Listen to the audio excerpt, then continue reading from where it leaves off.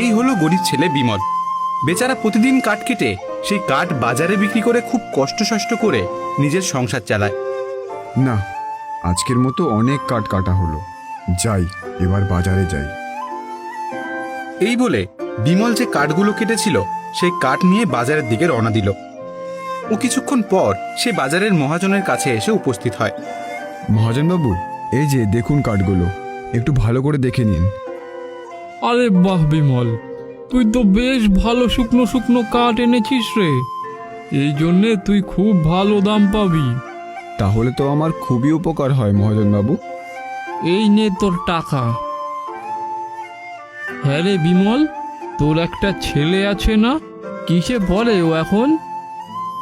আগে মহাজনবাবু, আমার ছেলে ক্লাস 3-তে পড়ে। তা হ্যাঁ রে, নিজের ছেলের ভবিষ্যতের জন্য কিছু টাকা পয়সা জমিয়েছিস? আগে মহাজনবাবু, আমার মতো এই গরিব কাঠুরে কাঠ কেটে আর কত টাকাই রোজগার করে বলুন? আমি ঠিক করে নিজের সংসারই চালাতে পারি না, আর তার ওপর এখন আমার ছেলের টিউশনের খরচা যুক্ত হয়েছে। তা সারা জীবন কি এরকম কষ্ট করেই কাটাবি, নাকি আগে কিছু করার চিন্তা করেছিস? তেমন কিছু পরিকল্পনা করিনি, কিন্তু ভাবছি কাঠ কাটার পাশাপাশি ঘুগনি বিক্রি করব।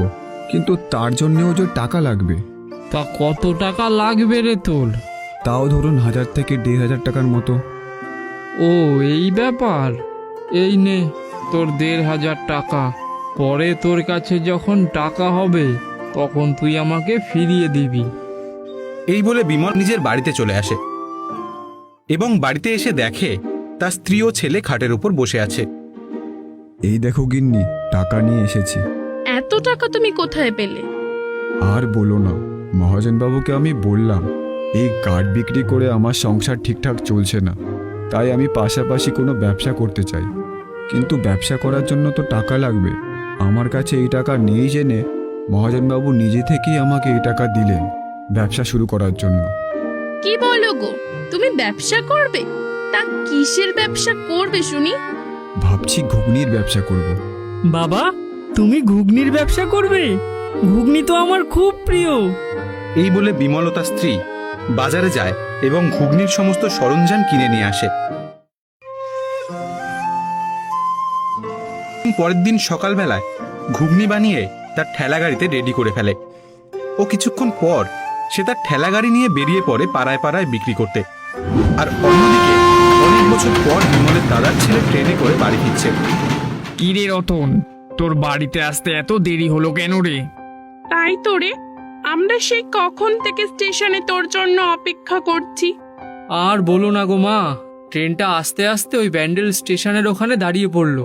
প্রায় আধা ঘন্টা সিগন্যাল না পাওয়ার জন্য ট্রেনটা দাঁড়িয়েছিল, তাই তো আসতে এত দেরি হয়ে গেল। আচ্ছা ঠিক আছে ঠিক আছে, আর দেরি করে লাভ নেই, এবার বাড়ি চল।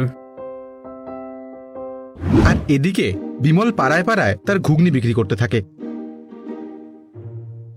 এই যে বাবা, তুমি কি এ পাড়ায় নতুন ঘুগনি বিক্রি করতে এসেছো? হ্যাঁ জেঠু। আমার নাতনি খুব বায়না ধরেছিল ঘুগনি খাবে বলে। ওর আবার ঘুগনি খুব প্রিয়। তা তোমার ঘুগনি কত করে? জেঠু, ঘুগনি 10 টাকা প্লেট। ও আচ্ছা, দাও তাহলে আমার নাতনিকে 1 প্লেট ঘুগনি দাও। আচ্ছা জেঠু, দিচ্ছি। এই নাও। কিরে বিমল, তুই আবার কবে থেকে ঘুগনির ব্যবসা শুরু করলি? তোর ঘুগনি ভালো হবে তো? আরে পচাদা, 1 প্লেট খেয়েই দেখো না। কি বলিস রে বিমল, তোর ঘুগনি সত্যি সুস্বাদু? তাহলে দে আমার 1 প্লেট। হ্যাঁ হ্যাঁ, এই তো দিচ্ছি। এই বলে সবাইকে বিমল তার ঘুগনি খাওয়ায় ও সবাই তার ঘুগনির প্রশংসা করতে থাকে এবং কিছুক্ষণ পর সে তার ঘুগনি বিক্রি করে বাড়ি ফিরে আসে। এই দেখো গিন্নি, আজ সমস্ত ঘুগনি বিক্রি হয়ে গেছে আর অনেক টাকা লাভও হয়েছে। তাই তো গো, আজ বেশ ভালোই বিক্রি বাট্টা হয়েছে দেখছি। কিন্তু বাবা, আমার ঘুগনি কোথায়? তুমি তো জানোই আমার ঘুগনি খেতে কত ভালো লাগে।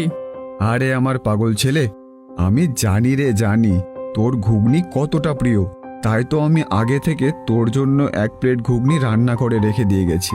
যা রান্নাঘরে গিয়ে ঘুগনিটা খেয়ে নে। এই বলে তারা আজকের মতো খাওয়া দাওয়া করে ঘুমিয়ে পড়ে।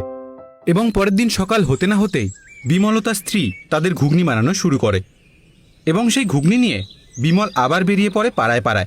এভাবে বেশ কিছুদিন